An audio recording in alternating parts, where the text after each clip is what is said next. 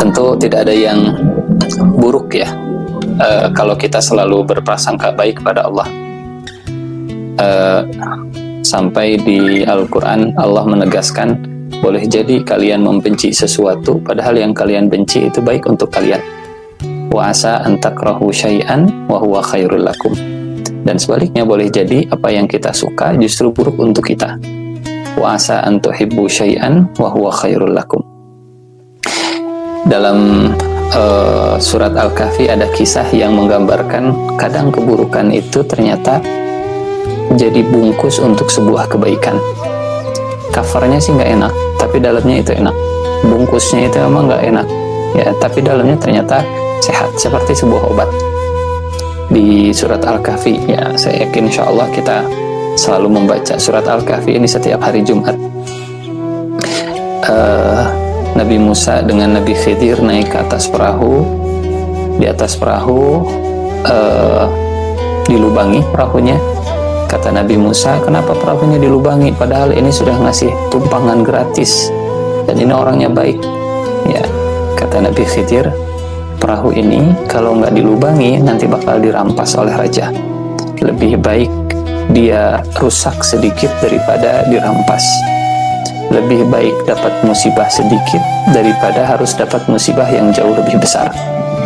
Karena kadang Allah ngasih kita ujian, ngasih kita tantangan, ngasih kita musibah, ngasih kita sedikit rasa sakit, karena Allah ingin menghindarkan kita dari musibah yang jauh lebih besar. Itu cerita yang pertama. Cerita yang kedua, anak kecil, ya, ketemu dengan anak kecil, kemudian anak kecilnya mati, ya, dibunuh oleh Nabi Khidir. Kata Nabi Musa, kenapa dibunuh? Kata Nabi Khidir, kalau anak ini tumbuh sampai dewasa, Allah menakdirkan anak ini akan jadi orang yang kufur dan akan jadi anak orang yang durhaka ke kedua orang tuanya. Lebih baik dia meninggal sebelum dewasa tapi dia masuk surga, daripada dia sampai ke usia dewasa dia akan jadi kafir, dia akan jadi anak yang durhaka. Dan nanti Allah akan mengganti orang tuanya dengan anak yang jauh lebih soleh. Anak yang pertama sudah nunggu di surga, anak yang kedua akan lebih soleh. Untuk kedua orang tuanya juga akan berbakti. Kadang Allah memberi kita musibah, kadang Allah memberi kita ujian, karena Allah ingin mengganti dengan sesuatu yang jauh lebih baik. Ini dua hal yang mudah-mudahan selalu jadi modal kita untuk bisa husnuzon, ya, prasangka baik ke Allah dalam segala kondisi. Dulu ada orang Bandung yang selamat, ya, di kecelakaan pesawat Lion Air, ya, JT610. Ternyata sebab dia selamat itu gara-gara kejebak macet di jalan tol Jakarta Cikampek. Waktu itu jalan tol Jakarta Cikampek masih belum selesai pembangunannya. Jadi kalau biasanya kita ke Jakarta itu cukup waktu 2 jam, nah waktu itu butuh waktu sampai 6-8 jam macet di Jakarta Cikampeknya. Nah, dia selamat karena dia terjebak macet.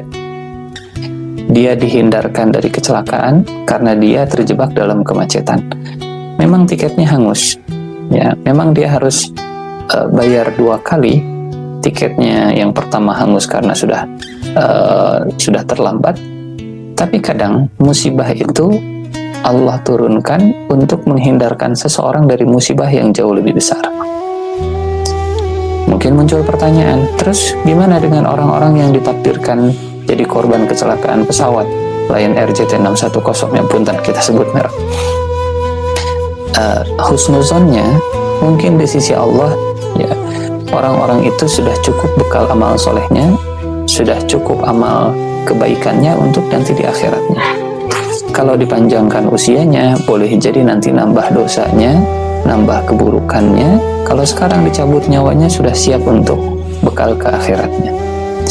Hal-hal seperti ini mudah-mudahan membantu meringankan kita untuk selalu bisa berprasangka baik. Karena pada akhirnya hidup kita, nah ini tema kita, tetap hidup, tetap berguna. Pada akhirnya hidup kita itu akan sesuai dengan prasangka kita kepada Allah Subhanahu wa Ta'ala. Seperti apa prasangka kita ke Allah, seperti itu juga hidup akan terjadi.